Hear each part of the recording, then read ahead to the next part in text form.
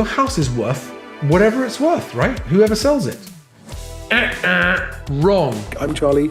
Welcome to Moving Home with Charlie, and thank you for coming. Charlie Lambden grew up in Sussex, is the founder of Best Agent and presenter of Moving Home with Charlie. If you want to find one of these guys, look out for those compassionate professionals. All estate agents are not the same.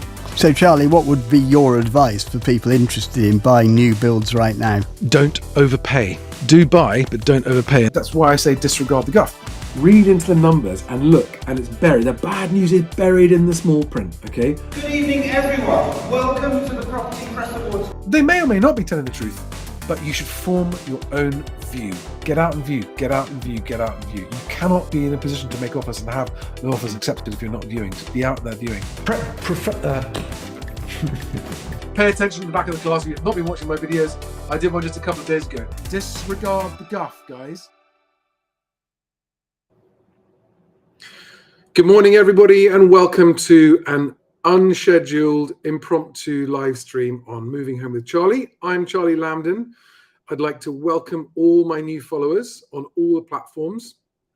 Thank you very much. And welcome back all of my existing followers. So this morning's quick live stream is in response to the headline news out this morning about the UK's GDP figures, whether we're in recession or not, what December meant, and how it affects the housing market. And I've got a couple of things to touch on as well.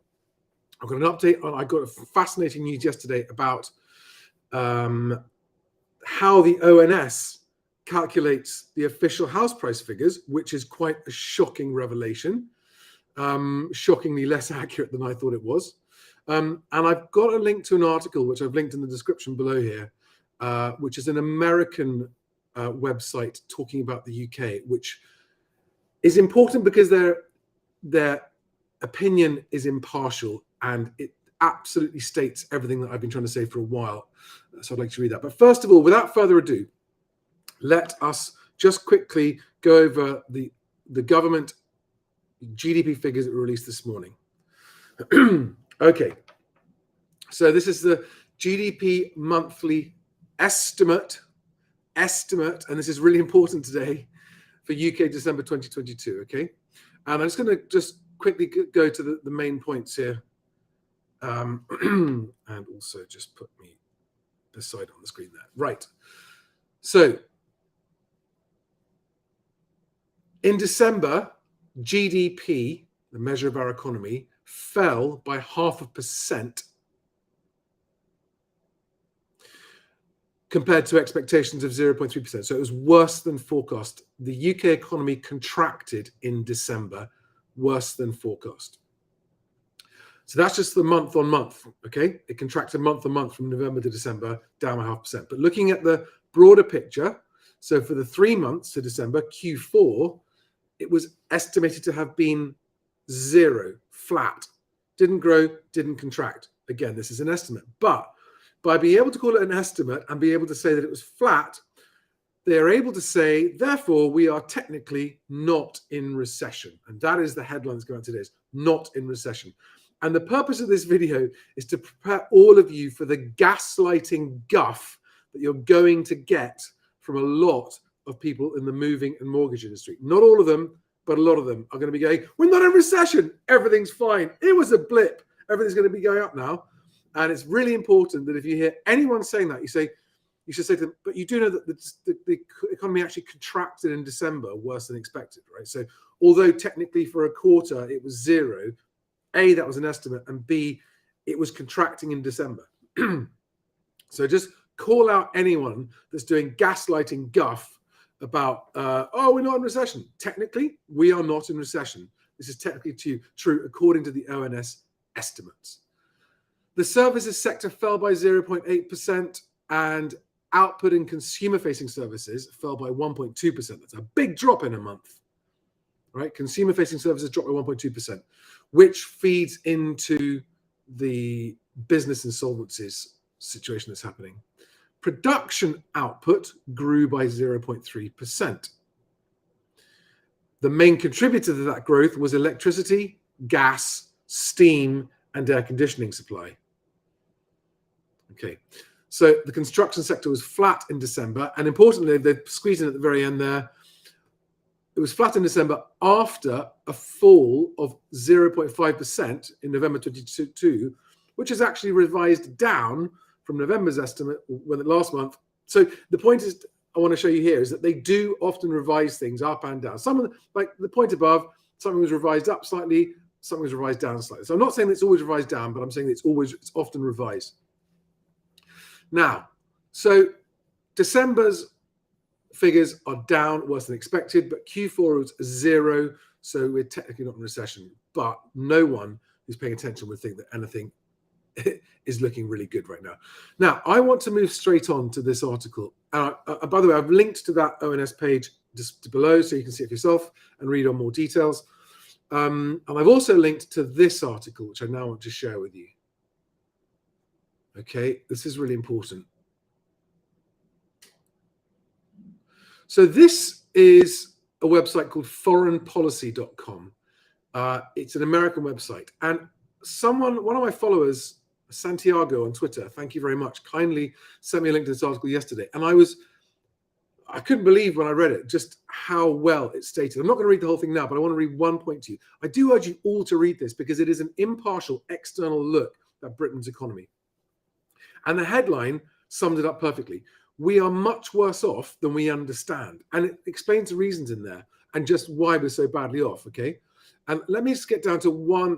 Honestly, this is all gold in here in terms of really wanting to understand an objective, impartial opinion of what's happening in the economy. But I want to scroll down to one particular quote that really explains an awful lot. Here it is.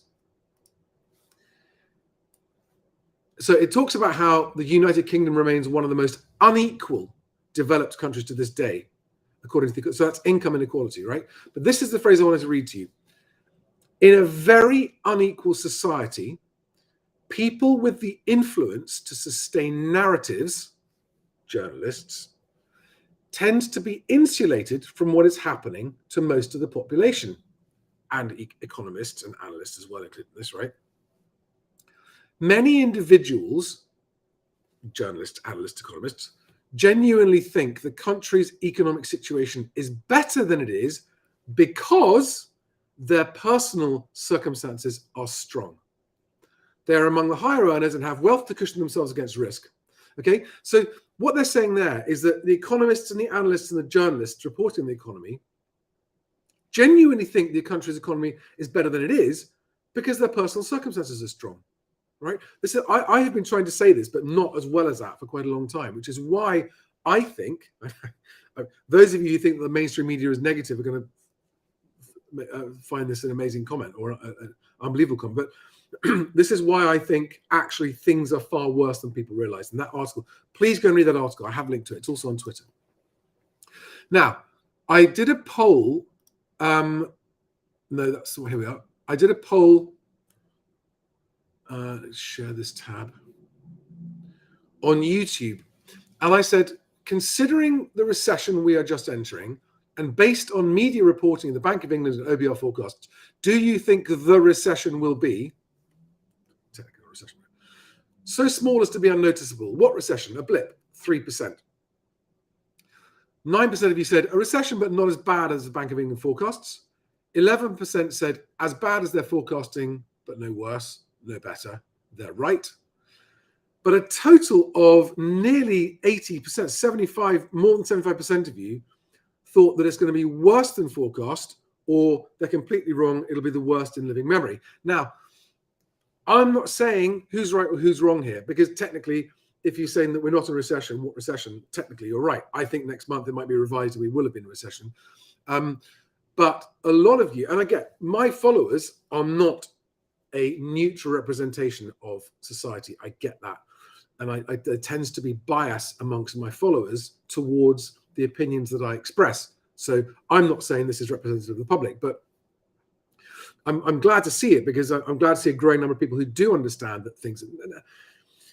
I keep getting accusations of being just negative for the sake of clicks. And I'm going to do a separate video on this because anyone that knows me knows I'm the most happy, cheerful, positive, optimistic, and enthusiastic person that you've ever met.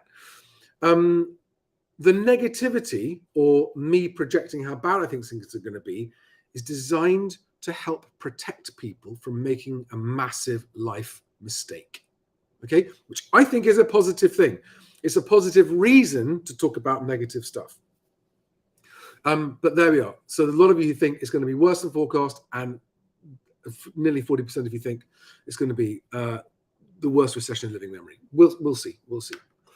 Now, what was the other thing I wanted to talk about? Yeah, so my last point is, do today's figures alter how I feel or what I think about what house prices are doing? In respect to my 35% nominal house price fall expectations over the peak to trough period, however long that takes. And the answer is no. If anything, at the moment, my confidence levels are gradually, they were already high, they're gradually now increasing. I'm getting comments every single day from people. I've actually had someone just yesterday, two of you yesterday were kind enough to message me on Twitter and say, thank you very much that my content has helped you secure a home at a sensible price. One of you said you got 100 grand off. The other one said you got 200 grand off your asking price. It was a 1.1 million pound place, 1.15, and you got it for 950. Those are private messages, so I'm not naming anybody. But it's really great to hear that you think that my advice helped you secure those homes. Because my message is, it doesn't matter that house prices are falling. If you want to buy a home, as long as you can afford it, and as long as you don't overpay, you should still buy now. Guys, thank you very much for that. I've got to crack on. I'm sitting down with Alex this morning to record another chat with Alex. We're going to be talking about recessions in hopefully an entertaining way. So thanks for watching. Who of you are there? Hi, John. Hi, Catherine, Empty Space, SS. Nice to see you all. Sorry for the lack of notice, but I just had to get this out there. Have a great day, guys. See you on the next one.